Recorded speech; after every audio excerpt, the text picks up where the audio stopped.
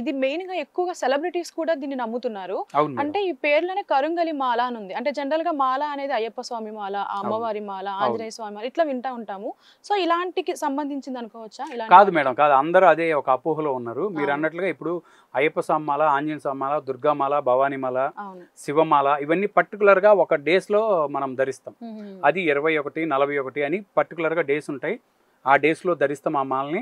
ఆ మాల ధరించినప్పుడు సాత్వికంగా ఉంటాం. ఓకే.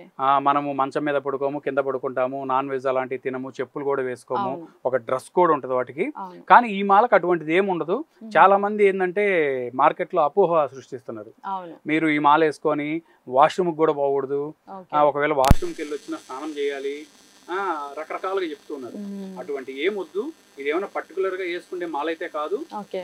మనం లైఫ్ లాంగ్ ఇన్ని రోజులు అన్ని రోజులు మనం ధరించి హ్యాపీగా ఉండొచ్చు. ఓకే. అంటే దీనికి సంబంధించి ఇలాంటి వాళ్ళు వేసుకోవాలి, వేసుకోకూడదు అంటే లైక్ భర్త లేని వాళ్ళు కానియండి, లేదంటే భార్యాభర్తలు కలిసిన టైంలో కానియండి, లేదంటే చిన్న పిల్లలు కానియండి, ఇలాంటి వాళ్ళు వేసుకోవచ్చు, వేసుకోకూడదు అట్లా ఏమన్నా ఉందంటారా? ఎస్ మేడం, ఈ మాలకి అదేం లేదు. హుహుహు. భార్య ఎవరైనా ఆడ మగ ఇద్దరు ధరించదగిన మాల.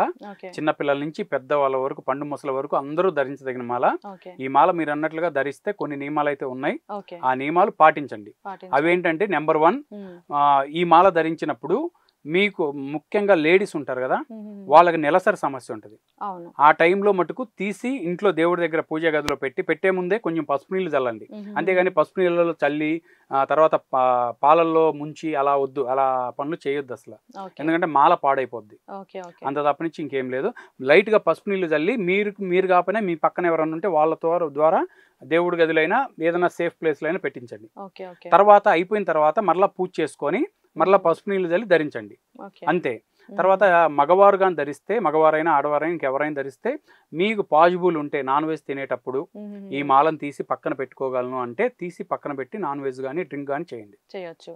అంతేగాని ఓకే. సిగరెట్ చేసేటప్పుడు తీయొచ్చు అంటారు. సిగరెట్కి దీనికి సంబంధమే లేదు. సంబంధం లేదు. ఇప్పుడు సిగరెట్లు అలవాటు ఉన్న వాళ్ళు తేపకి తీసి ఎక్కడ జోబులో పెట్టుకుంటారు మేడం. అవునవును. అది అయ్యే పని కాదు.